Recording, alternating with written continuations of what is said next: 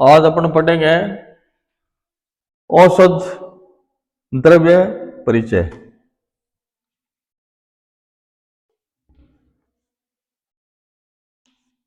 औषध द्रव्य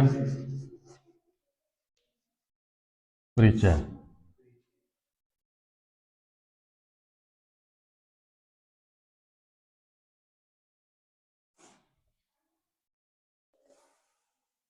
औषध किसको कहते हैं? मेडिसिन। और द्रव्य किसको कहते हैं? जिस पदार्थ के ज्ञान हो, उसमें कर्म हो, उसको अपन द्रव्य कहते हैं। तो इसका मतलब है औषध द्रव्य परिचय, औषध में काम आने वाले द्रव्य। ठीक है। अच्छा, अब आयुर्वेद की परिभाषा दी है, वो पढ़ाता हूं मैं आपको। क्या विभिन्न भारतीय चिकित्सा पद्धतियों में अपने भारत में कितनी चिकित्सा पद्धतियां हैं अपने भारत में? आयुर्वेद, होम्योपैथिक, नेचुरोपैथी, एलोपैथिक, योग, मतलब ये कई तरह की पैथियां हैं अपने हिंदुस्तान में। ठीक है। तो जिसमें से एक आयुर्वेद है मुख्य रूप से। तो विभिन्न भारतीय चिकित्सा पद्धतियों में से आयुर्वेदीय चिकित्सा पद्धति का विशेष स्थान है। इस पद्धति का प्रचलन लगभग पूरे देश में है तथा सर्वाधिक लोगों की सांस्कृतिक तथा सामाजिक परंपरा में व्याप्त है। अतः आयुर्वेद की ग्राह्यता भी निरापद है। परिभाषा क्या है आयुर्वेद की?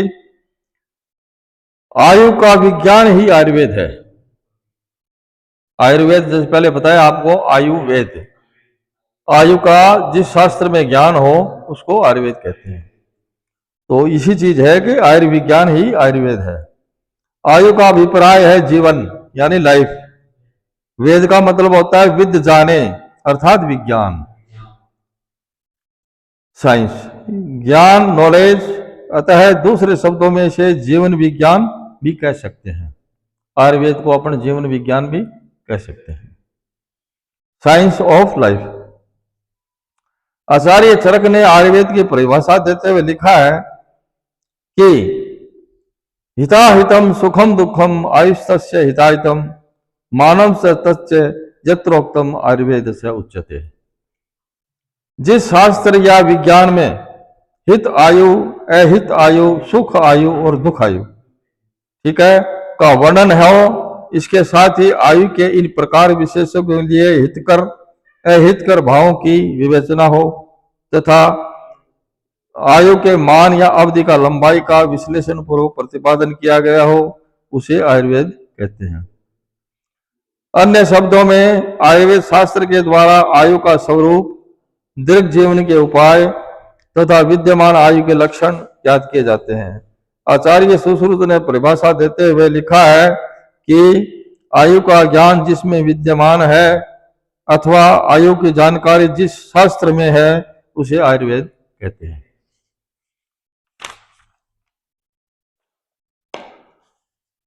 आयुर्वेद के 8 अंग हैं।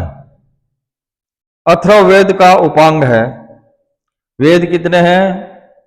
4।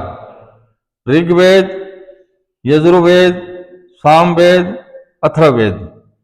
तो अपना आयुर्वेद जो है ये अथर्ववेद का उपांग है। हाँ, ये ध्यान रखना। अर्थात आयुर्वेद के 8 अंग हैं तथा यह अथर्ववेद का उपांग है। जो उत्पन्न होता है उसका विनाश भी होता है। ठीक है। अतः वो नित्य अनित्य है। इन अनित्य वस्तुओं की 3 अवस्थाएं होती हैं, उत्पत्ति, स्थिति और लय या विनाश। उत्पत्ति से विनाश तक की अवधि उस वस्तु की आयु है। आयु का परिभाषा दी है।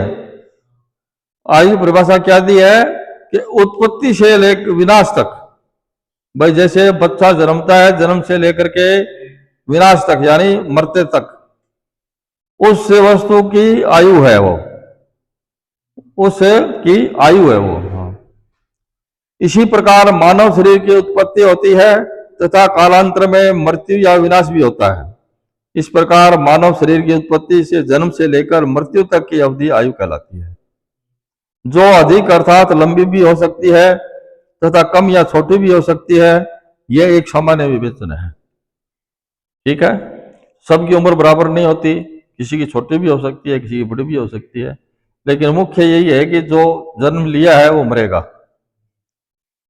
शरीर, इंद्रिय, मन और आत्मा की संयोग अवधि अर्थात जब तक ये मिले हुए रहते हैं आयु कहलाती है। शरीर, इंद्रियां, मन और आत्मा।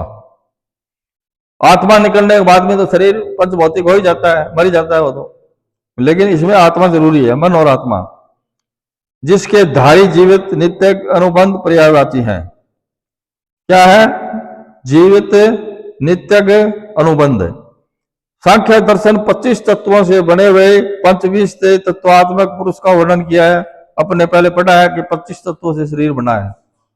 25 तत्व कौन से हैं? अव्यक्त, महान, अहंकार, सत्वरजतम, पंच महाभूत है, 7 धात्वक। हाँ, इस तरह से ये 25 मतलब तत्व हैं। 25 तत्व से अपना शरीर बना है।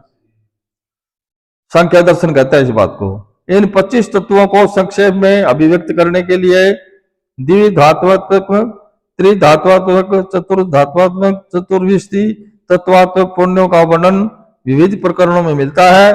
उल्लिखित श्लोक में आचार्य चरक ने 25 तत्वों को चतुरात्मक पुरुष के रूप में प्रतिपादित किया है, जिसका वर्णन इस प्रकार है। शरीर 5 तन मात्राएं और 5 महाभूत। ठीक है, 10 हो गए। इंद्रियां है 5 कर्मेंद्रिय, 5 ज्ञानेंद्रिय, 1 आत्मा, 11। ठीक है, मन, अहंकार और मन और आत्मा, प्रकृति तथा पुरुष, जो मैंने बताया ना वो चीज बताई है इसमें। उल्लिखित 25 तत्वों का ये चारों धातु प्रतिनिधित्व करते हैं, जिनका संयुक्त रूप से ही आयु है। इन सभी संयुक्त रूप से ये सभी चीजें होंगी ना जब आयु कहलाएगा। आत्मा, मन, इंद्रियां, पंच भौतिक शरीर, स्थूल, ये सब मिलकर के ही आयु बनती है। इनके पर्यायवाची शब्दों को समझना भी आवश्यक है, इससे और भी स्पष्ट हो जाएगा। पर्यायवाची क्या है? जैसे धारी, धारी का मतलब होता है धारण करने वाला। 25 तत्वात्मक संयुक्त पुंज या शरीर का धारण की ही आयु है, अतः इसे धारी कहते हैं। उल्लिखित संयोग शरीर में सड़न नहीं होने देता, इसलिए भी धारी कहते हैं। धारी का मतलब है मन, इंद्रिया, धात्वाग्नि जो भी है वो अपने शरीर में धारण करते हैं, उसको धारी कहते हैं। जीवित, अब जीवित भी बोलते हैं इसको। शरीर, इंद्रिया, मन और आत्मा की संयुक्त अवस्था ही जीवन है। पृथक्करण या विश्लेषण या विभाग हो जाने पर निर्जीव हो जाता है। इस प्रकार सजीव अवस्था ही आयु है, अतः जीवित भी कहते हैं। आयु को जीवित भी कहते हैं, जीवन भी कहते हैं। जीवित कह दो, जीवन कह दो, एक ही बात है। नित्य, ये भी पर्यायवाची शब्द है। किसका? शरीर का। अर्थात हमेशा गतिशील होना। नित्य का मतलब होता है निरंतर गतिशील। हाँ, गतिशील होना। अपने शरीर है वो हमेशा गतिशील रहता है, हाँ, चलता रहता है। हमारा शरीर असंख्य कोषाणुओं से बना है। ये कोषाणु है, अपने कोष है ना, सेल्स बोलते हैं, सेल्स, हाँ, कोषाणु बना है। कोषाणु प्रतिक्षण नष्ट होते रहते हैं। ये अपने सेल्स है ना, ये हमेशा टूटती बिगड़ती रहती है, नई बढ़ती रहती है, पुरानी टूटती रहती है। उनके स्थान पर नवीन कोषाणु उत्पन्न होते हैं। आचार्य चरक ने लिखा है यह कि प्रतिक्षण क्षरण या विनाश होने से शरीर कहलाता है। इस प्रकार निरंतर क्षरण एवं नव निर्माण की गति चलने से आयु को नित्यज्ञ भी कहते हैं। नित्यज्ञ मतलब, नित्यज्ञ है ना शब्द, नित्य का मतलब हमेशा गतिमान। हाँ, तो शरीर की सेल्स है वो टूटती रहती है, वो टूटने के बाद में वो, हाँ, वो मंद रूप में निकलती रहती है, उसकी जगह नई बनती रहती है। हाँ, अनुबंध ये क्या चीज है? अर्थात पूर्ववर्ती संस्कारों से प्रभावित होना। प्रतिक्षण नष्ट होने वाले कोषाणु अपने पूर्ववर्ती संस्कारों को अग्रिम व निर्मित कोषाणुओं में संक्रमित करते रहते हैं, अर्थात देते रहते हैं या भावित करते रहते हैं। यही कारण है कि पूर्ववर्ती कोषाणुओं के नष्ट हो जाने पर भी पूर्ववर्ती ज्ञान अनुभव क्रियाएं स्मृतियां निरंतर रहती है, अतः आयु को अनुबंध भी कहते हैं। आयु के प्रकार कितने हैं? आयु अर्थात जीवन अपनी अवधि या काल के आधार पर दीर्घ एवं अल्प दो प्रकार की होती है। दीर्घ और अल्प। अल्प मानी थोड़ा, दीर्घ मानी लंबा। जब व्यक्ति लंबे समय तक जीवित रहता है उसे दीर्घायु कहते हैं। भारतीय दर्शन में शतायु को दीर्घजीवी माना है। 100 साल को हो जाए नहीं आदमी, मैंने दीर्घजीवी मानते हैं। ऐसे व्यक्ति की मृत्यु काल मृत्यु कहलाती है। ठीक है। 100 वर्ष से पहले अस्वाभाविक कारणों से, जैसे अभिघात, अभिघात किसको कहते हैं? चोट को। व्याधि मानी बीमारी से, आदि से आने वाली अकाल मृत्यु के कारण छोटी आयु होती है, उसे अल्पायु कहते हैं। एक तो दीर्घायु हो गया, एक अल्पायु हो गया। दीर्घायु तो 100 साल तक जिए वो दीर्घायु है, और छोटी मोटी बीमारी हो जाए या चोट आघात लग जाए, एक्सीडेंट हो जाए, उसको मरने के बाद में अल्पायु कहते हैं। 100 वर्ष से पहले अस्वाभाविक कारणों जैसे अभिघात व्याधि आने से हमारी अकाल मृत्यु के कारण आयु छोटी होती है, इसे अल्पायु कहते हैं। आयु की अवधि के अतिरिक्त जीवन शैली तथा जीवन की अनुभूतियां भी अपना महत्व रखती है। इसी विचारधारा के आधार पर आचार्यों ने आयु के 4 प्रकार बताए हैं। आचार्यों ने 4 प्रकार के बताए हैं। क्या? हित आयु मानव शरीर को स्वस्थ रखने के लिए रोग उत्पादक आहार विहार को छोड़ते हुए हितकारी आहार विहार का उपयोग करते हुए जीवन निर्वाह करना हितायु कहलाती है। ऐसे व्यक्ति का शरीर सुदृढ़, सुंदर, रोगों को सहन कर सकने वाला, बुद्धिमान होता है, अतः उसकी आयु सुख आयु है। मतलब हित आयु किसके कहते हैं? जो हित कर आहार विहार करेंगे, अपने शरीर के अंदर बढ़िया चीज खाएंगे पिएंगे, हाँ, तो वो क्या है? हितकर कहलाता है। फिर है अहित आयु। तो अहित आयु में क्या है कि मानव शरीर के लिए अहितकर रोगोत्पादक आहार विहार करते हुए जीवन यापन करना अहित आयु कहलाती है। मैं मिथ्या आहार विहार, प्रज्ञापराध तथा परिणाम इन रोगोत्पादक हेतुओं से व्यतीत आयु को जीना अहित आयु कहलाती है। भाई अंट सट खानो तो शरीर बीमार हो जाता है उससे, है? और हाँ, और प्रज्ञापराध बताया आप, मैंने क्या किया? प्रज्ञापराध किसको कहते हैं? जानबूझकर। प्रज्ञापराध उसको कहते हैं कि भाई अपने को ज्ञान तो है भाई ये खाएंगे, लेकिन फिर भी अपन खाते हैं, उसका नाम है प्रज्ञापराध। हाँ। सुख आयु, हितायु का जीवन सुख आयु अनुभूति देता है, जो धर्म अर्थ काम मोक्ष ये चतुर्थ पुरुषार्थ है। ये पुरुषार्थ है ना, पुरुषार्थ ये 4 है, धर्म अर्थ काम और मोक्ष। हाँ, धर्म का मतलब होता है जैसे पढ़ रहे हैं, कोई पढ़ाई कर रहा है, ये धर्म हो गया अपना। अर्थ का मतलब है अपन पढ़ने के बाद में काम लग गए, पैसा आने लग गया, इच्छाएं होने लग गई, धर्म अर्थ। काम, काम की मतलब इच्छा, भाई धन होगी पास में तो इच्छा भी हो जाएगी, और अपनी इच्छा पूर्ण हो जाएगी, वो मोक्ष हो जाएगा। मोक्ष का मतलब होता है अपनी सारी कमी पूर्ति पूरी हो गई। अच्छा, अब आती है दुख आयु। अहित आयु का जीवन दुख आयु अनुभूति हो देता है। शारीरिक तथा मानसिक कष्टों को भोग करते हुए धर्म अर्थ काम मोक्ष चारों में से किसी भी लक्ष्य को प्राप्त करने में कठिनाई या अनुभव करने वाली आयु दुख आयु कहलाती है। ये 4 पुरुषार्थ है, चारों पुरुषार्थ में जो अगर एक ही कमी रह जाए तो वो दुख का भाग्य होता है। उस आयु का परम पवित्र वेद विभिन्न वेदाचार्यों द्वारा आयुर्वेद माना गया है, क्योंकि यह मनुष्य के इह लोक या परलोक दोनों के लिए कल्याणकारी होता है। तो यही चीज अपने आयुर्वेद में बताई गई है, हितकर आयु और अहितकर आयु। इसके हितकर क्या चीज खाना चाहिए, क्या पीना चाहिए, आयुर्वेद में मिलेगा आपको। अहितकर क्या चीज है वो आयुर्वेद में बता दिया। जैसे मैंने धारणी है, धारणी विवेक पढ़ाया ना, उसी हिसाब से हितकर और अहितकर। आयुर्वेद अवतरण। अब अवतरण का मतलब क्या होता है? उतरना। भाई आयुर्वेद कहां से चला और कहां तक आया, अवतरण उसको कहते हैं। तो आयुर्वेद का अवतरण क्या है? मानव सृष्टि की उत्पत्ति के साथ ही उनमें विकृति उत्पन्न होना स्वाभाविक है। भाई मानव मनुष्य जब जन्मता है ना, उसमें ये मान के चलो कि व्यक्ति का घर ही है, ठीक है। उसी काल से ही उपचार व्यवस्था अर्थात आयुर्वेद का प्रादुर्भाव हो गया था। मनुष्य जन्म से ही आयुर्वेद का प्रभाव हो गया था, उद्भव हो गया था। क्यों कि मनुष्य यानी वो एक बीमारी का घर है, ठीक है। आयुर्वेद का प्रादुर्भाव हो चुका था, अतः इसे अनादि माना गया है, इसका कोई आदि नहीं है। विभिन्न संहिता ग्रंथों ने यह स्वीकार किया है कि सर्वप्रथम ब्रह्मा ने आयुर्वेद का स्मरण कर प्रजापति दक्ष को यथावत उपदेश दिया। यह पहले पढ़ाया मैंने कि सबसे पहले आयुर्वेद का अवतरण ब्रह्मा जी से होता है। आयुर्वेद अपना शास्त्र है, सबसे पहले ब्रह्मा जी ने बताया। किसको? प्रजापति को, दक्ष प्रजापति को। दोनों को देव चिकित्सकों अश्विनी कुमारों को, दक्ष प्रजापति है वो अश्विनी कुमारों को बताया। अश्विनी कुमार कौन थे? ये देवताओं के चिकित्सक थे, देवताओं के डॉक्टर थे ये अश्विनी कुमार।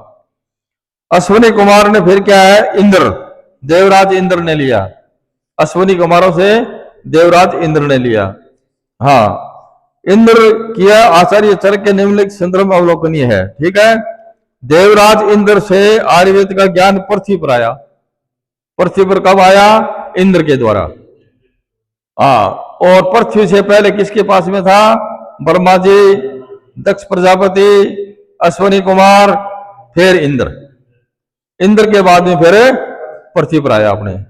हाँ, ये ध्यान रखना। ये किताब नहीं है बेटा, बुक नहीं है क्या?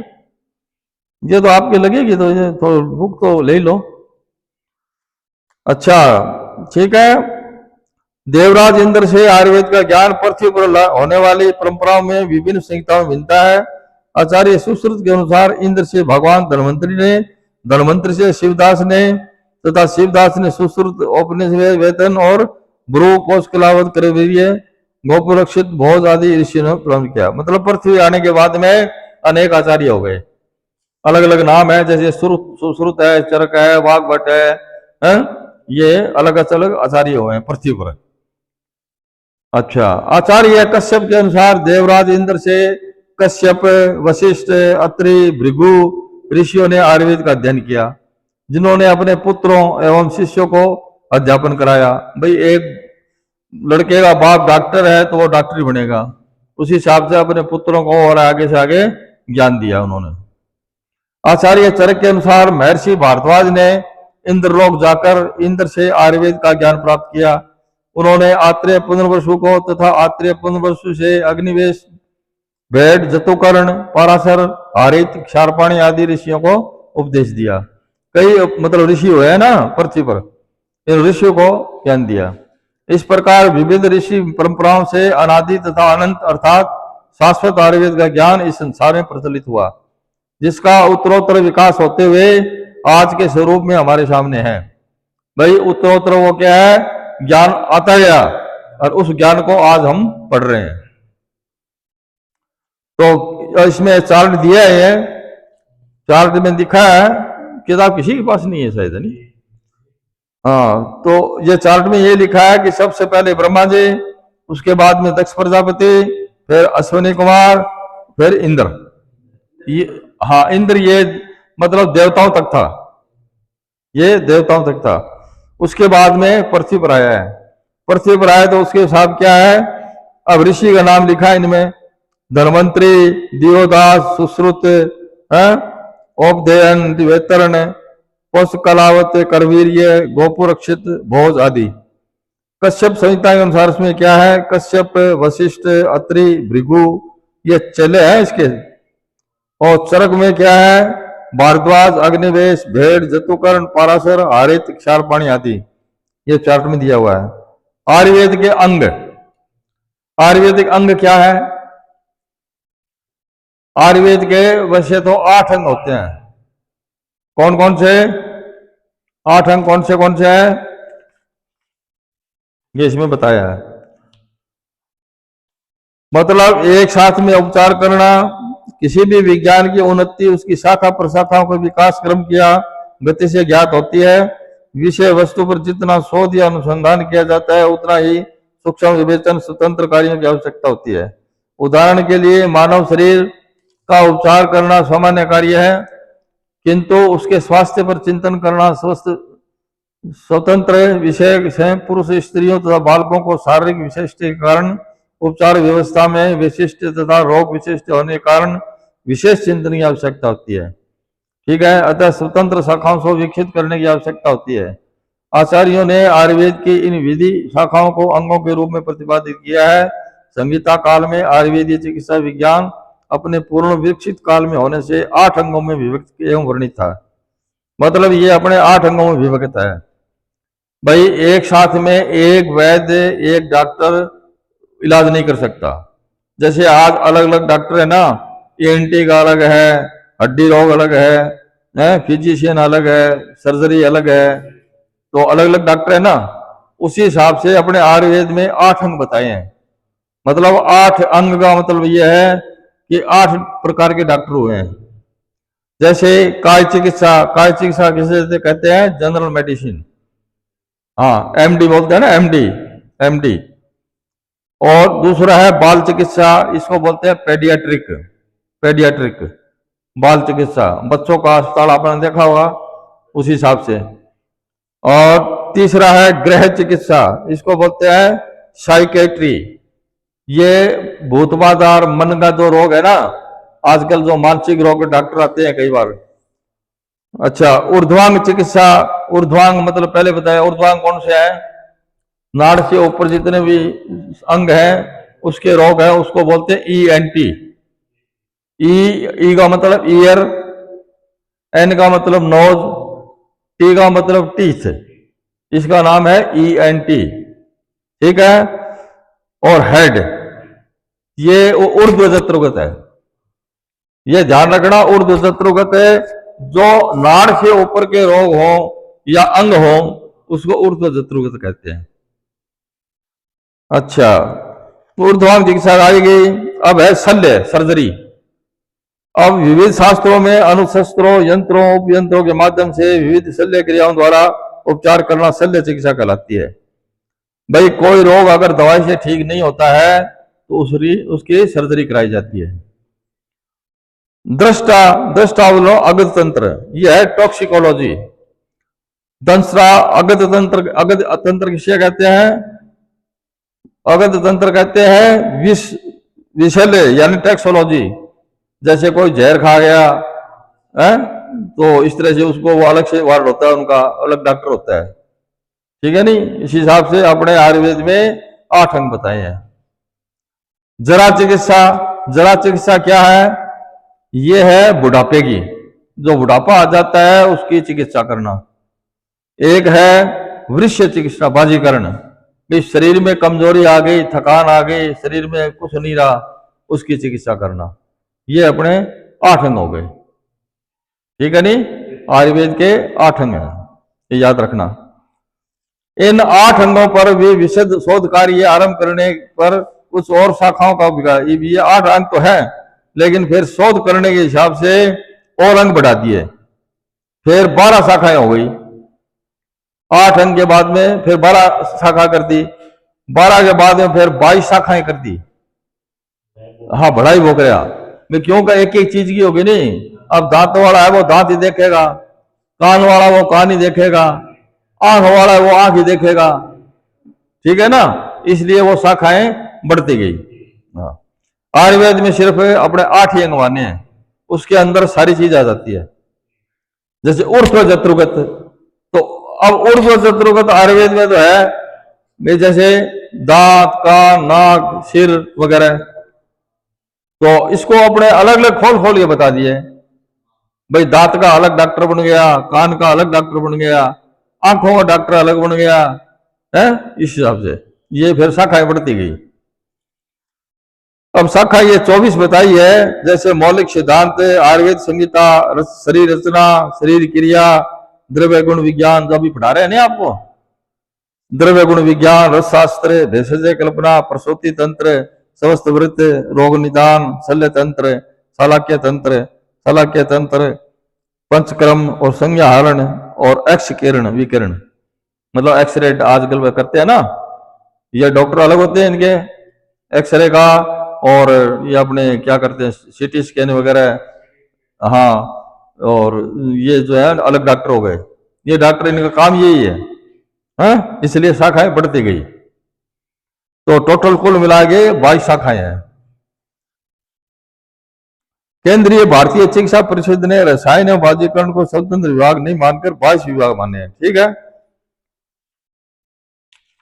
और अपन कल पढ़ेंगे। ठीक है, अब बुक ले लो आप थोड़ा सा।